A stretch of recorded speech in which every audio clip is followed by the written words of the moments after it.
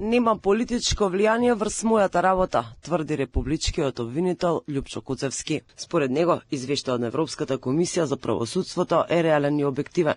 Се согласува со констатацијата во документот дека обвинителството работи со 1/3 од потребниот капацитет на човечки ресурси и дека немаат доволно пари. Ставот на премиерот дека ја повикува Европската унија да избере обвинители и судски совет, затоа што овие тука спаѓате и вие немаат ниту доверба, ниту може да донесат правда.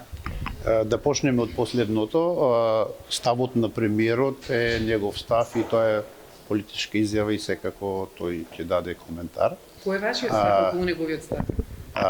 Не можем да коментирам. Во однос на пријавите за Дивоград во Чаир од страна на градоначалничката Арсовска, вели дека обвинителството постапува по секој поднесок за сите делови од Македонија, не само за Чаир. Околу Дивоградбите имаме неколку предмети, имаме предмети во истрага и имаме предмети во предистрага.